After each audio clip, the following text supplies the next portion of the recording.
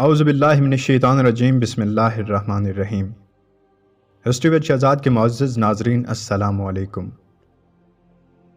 حضرت ثابت بنانی رضی اللہ تعالی عنہ فرماتے ہیں، ایک دن حضرت انس بن مالک رضی اللہ تعالی عنہ کی خدمت میں حاضر تھا کہ ان کے بیٹے جو ابو بکر کے نام سے مشہور تھے جہاد سے واپس تشریف لائے۔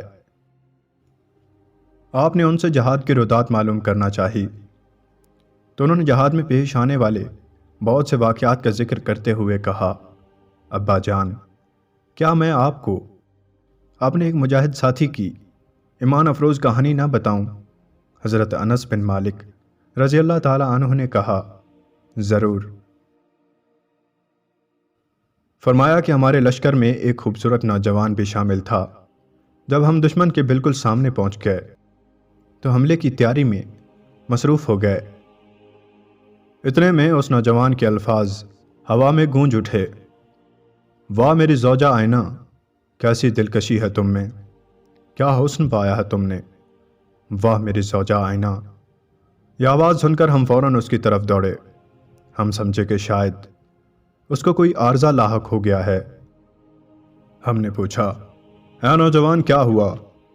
اس نے کہا، اے نوجوانوں سنو، میں ہمیشہ خود سے کہا کرتا تھا کہ میں کبھی شادی نہ کروں گا یہاں تک کہ شہید ہو جاؤں گا، اور اللہ جنت کی سب سے خوبصورت حور سے میری شادی کر دے گا۔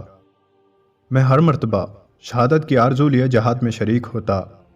میں نے کئی جہادوں میں شرکت کی مگر مجھے شہادت کی دولت نصیب نہ ہوئی، اور اب اس لشکر کے ساتھ جہاد میں آ گیا۔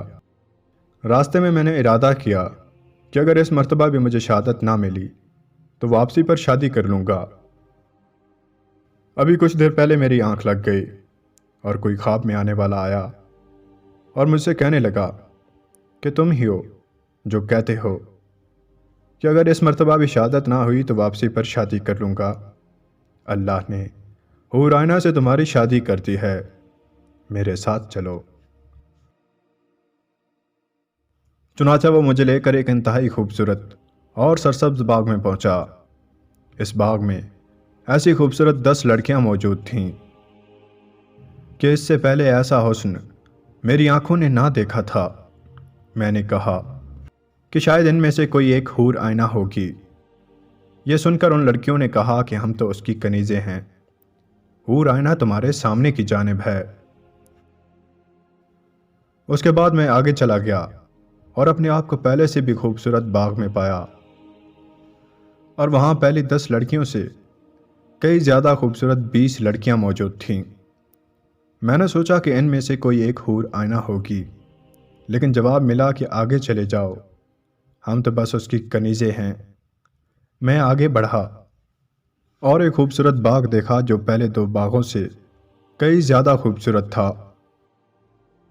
اس میں 40 ایسی دوشیزائیں موجود تھیں جن کے سامنے پہلی لڑکیوں کا حسن پھیکا پڑ گیا تھا۔ میں نے سوچا کہ ان میں سے کوئی ایک حور آئینہ ہوگی، لیکن جواب ملا کہ آگے چلے جاؤ، ہم تو بس اس کی کنیزیں ہیں، حور آئینہ تمہارے سامنے کی جانب ہے۔ اس کے بعد میں آگے بڑھا تو اپنے آپ کو یاقوت کے ایک خوبصورت کمرے میں پایا جس میں ایک تخت پر پہلی تمام لڑکیوں سے خوبصورت ایک دوشیزہ موجود تھی۔ اس کا حسن آنکھوں کو خیرہ کر رہا تھا۔ وہ بڑی شان و شوکت سے تخت پر بیٹھی میری جانب دیکھ رہی تھی۔ میں نے بےتاب ہو کر پوچھا کہ کیا تم ہی حور آئینہ ہو؟ تو اس نے اپنی خوبصورت آواز میں کہا، خوش آمدید، میں ہی حور آئینہ ہوں۔ یہ سن کر میں نے اسے چھونا چاہا تو اس کی پرترنم آواز گونجی، ٹھہریے، ابھی آپ میں روح باقی ہے، کچھ دیر انتظار کیجئے، انشاءاللہ آج کی افطاری ہمارے ساتھ کریں گے۔ میں ابھی اس ہوش ربا منظر میں گم تھا کہ میری آنکھ کھل گئی۔ بس اب میں بہت جلد وہاں پہنچنے والا ہوں۔ ابھی نوجوان نے اپنی بات ختم ہی کی تھی کہ منادی نے آواز لگائی، اے اللہ کے شاہ سوارو، دشمن پر حملے کا وقت آ گیا ہے، اللہ کا نام لو اور اسلام کے دشمنوں پر ٹوٹ پڑو۔ یہ سن کر ہم دشمن کے مقابلے میں صفیں بنا کر دیوار کی طرح کھڑے ہو گئے۔ مجھے اس نوجوان کی بات یاد تھی میں کبھی سورج کی طرف دیکھتا اور کبھی اس نوجوان کی طرف دیکھتا۔ جیسے ہی سورج غروب ہوا، اس کی گردن اس کے تن سے جدا کر دی گئی۔ وہ راہ خدا میں اپنا سب کچھ قربان کر چکا تھا۔ میں نہیں جانتا کہ سورج پہلے غروب ہوا یا وہ نوجوان پہلے شہید ہوا۔ یقیناً اس نے افطاری حور آئینہ کے ساتھ کی ہوگی۔ حضرت انس بن مالک نے جب اپنے بیٹے کی زبانی اس نوجوان کی ایمان افروز کہانی سنی تو بے ساختہ دعا گو ہوئے، اللہ کی رحمت ہو اس مجاہد نوجوان پر، آمین۔